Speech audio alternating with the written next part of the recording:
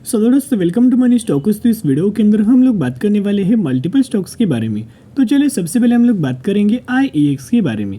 तो दोस्तों video start करने से पहले अगर आप इस चैनल के ऊपर नए आए हो तो ज़रूर चैनल को सब्सक्राइब एंड बेल आइकन को ऑल पर रखना, ताकि जब भी मैं वीडियोज़ आपके साथ शेयर करूँ सबसे पहले नोटिफिकेशन आपके यहाँ पहुँच जाए। तो चलिए वीडियो को स्टार्ट कर लेते हैं। तो सबसे पहले जैसे कि आपको बताया, हम लोग बात करने वाले हैं IEX के बारे में। जो जितने सारे अपडेट्स हमें IEX इस कंपनी के अंदर आ रहे हैं, चलिए एक एक करके कवर अप कर लेते हैं। सबसे पहले आपको पता होगा IEX का बिजनेस क्या है। ये कंपनी क्या करता है, एनर्जी को एक्सचेंज करता है, साथ में कंपनी पावर को एक्सचेंज करता है। यही हमें IEX इस कंपनी का बिजनेस नजर आ रहा है।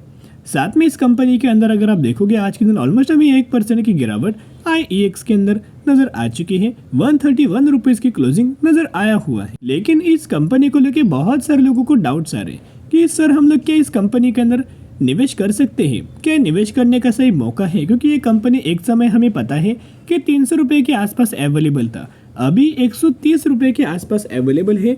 तो 130 रुपये की कंपनी का 300 रुपये के आसपास क्या ड्राइव हो सकती है? तो उससे कंपनी 300 नहीं 3000 रुपये के भी आसपास कोई भी कंपनी ड्राइव हो सकती है। लेकिन उस कंपनी का बिजनेस अच्छा होना चाहिए, उस कंपनी के पैरामीटर्स अच्छे होने चाहिए, उस कंपनी का फ्यूचर अच्छा होना चाहिए। स्पेशली ये कंपनी डिमांडिंग सेगमेंट से बिलोंग करना चाहिए। तो 10 रुपये की कंपनी भी 1000 रुपीज़ तक का भी लेवल्स हमें अचीव करेगा। For example Motherson Sumi, for example Bajaj Finance, for example Aarti industries.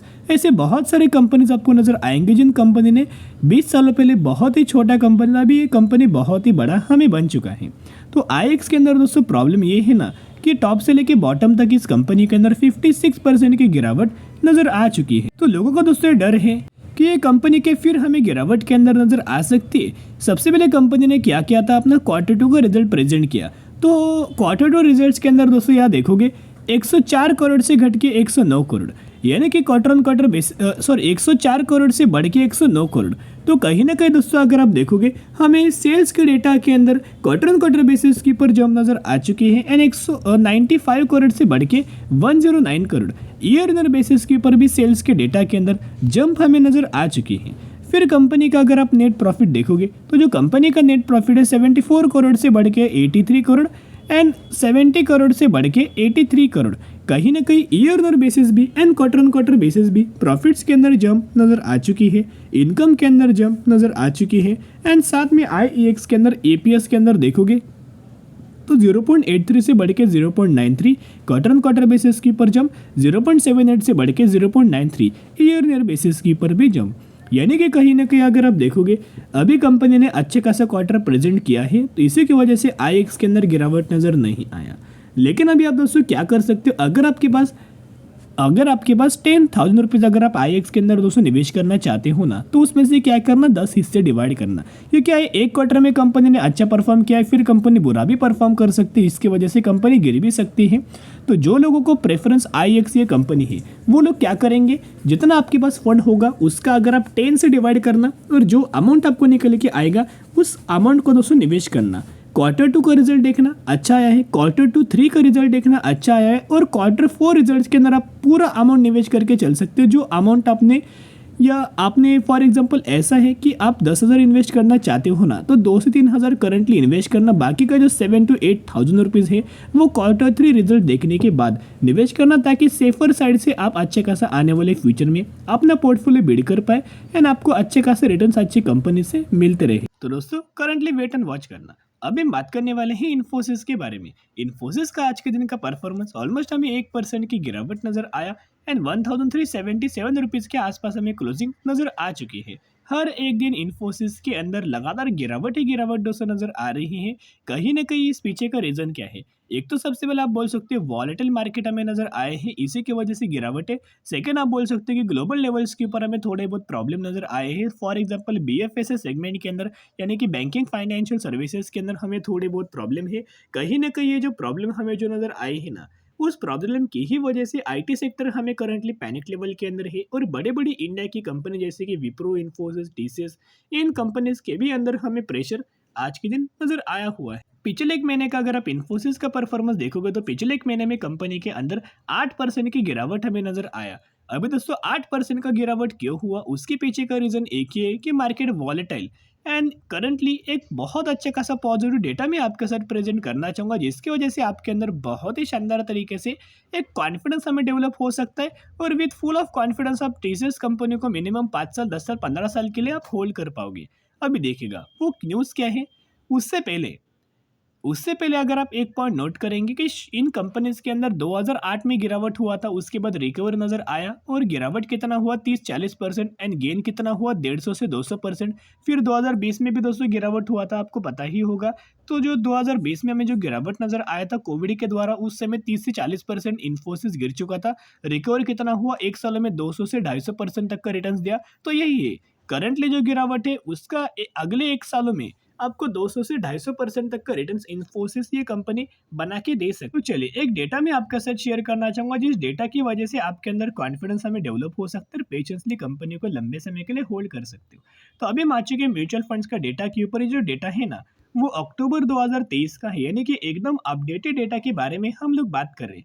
तो इस डेटा के अंदर अगर आप एक पॉइंट नोट करेंगे तो 18 म्यूचुअल फंड्स की बाइंग एंड 19 म्यूचुअल फंड्स की सेलिंग हमें इन्फोसिस के अंदर नजर आया। अगर आप सेलिंग एंड बाइंग का डेटा अगर आप देखोगे तो ऑलमोस्ट हमें सिमिलर तरीके से बाइंग का भी डेटा एंड सेलिंग का भी डेटा नजर आया है। तो जिसकी वजह से हमें कोई ज़्यादा माल बेचा नहीं, कोई ज़्यादा माल खरीदा नहीं है। लेकिन करंटली एलआईसी के द्वारा बहुत बड़ा स्टेक हमें परचेस किया गया है। एलआईसी कभी भी कोई भी कंपनी के अंदर खरीदारी नहीं करता जब तक उनको लगता है कि कोई कंपनी हमें आने वाले सालों में रिटर्न देगा।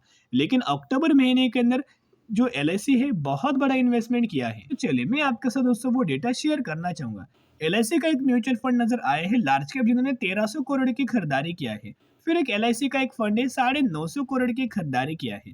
फिर हमें एलआईसी का एक large and mid cap regular growth fund है, जिन्होंने 2222 करोड़ की खरीदारी हमें किया हुआ है। तो इस वजह से अगर आप देखोगे लगातार दोस्तों एलआईसी के द्वारा बहुत बड़ी बड़ी खरीदारी हमें इस महीने के अंदर म्यूचुअल फंड्स के द्वारा नजर आ रही है। एंड साथ में और भी हमें म्यूचुअल फंड है, जैसे कि सुंदरम का एक फंड है 650 करोड़ की खरीदारी किया। यस एलआईसी का एक म्यूचुअल बैलेंस फंड है ऑलमोस्ट 1000 करोड़ की खरीदारी। पराग का एक फंड है 2000 करोड़ की खरीदारी। एंड इन्वेस्को का एक फंड नजर आया हुआ है 8155 करोड़ की खरीदारी। एंड सुंदरम का भी एक फंड है ना 2100 करोड़ की खरीदारी किया है।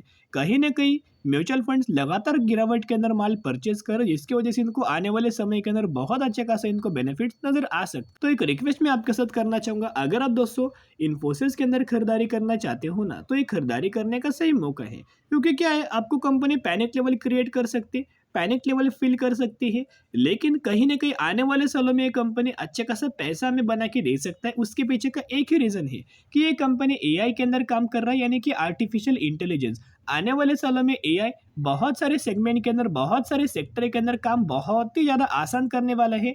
एंड करंट बेसिस के ऊपर जो आईटी सेक्टर के अंदर लगातार दोस्तों जो लोगों को एम्प्लॉयज़ को जो फायर हमें किया जा रहा है वो कहीं ना कहीं रिप्लेसमेंट ऑफ एआई है। तो एआई रिप्लेस कर रहे हैं, जिसकी वजह से ज़्यादा लोगों का ज़रूरत बिल्कुल भी नहीं होगा। कम से कम लोगों के अंदर, जो लोगों को हाई एंड टेक्नोलॉजी एआई के बारे में पता है, एआई रिगार्डिंग जो लोग काम करते हैं, उन्हीं लोगों को दोस्तों आने वाले सालों में बड़ी ग्रोथ, बड़ी हाइक नज़र आने वाली है। यानी कि नए टेक्नोलॉजी यूज़ कंपनी करके बहुत सारा रेवेन्यूज क्रिएट कर सकता है।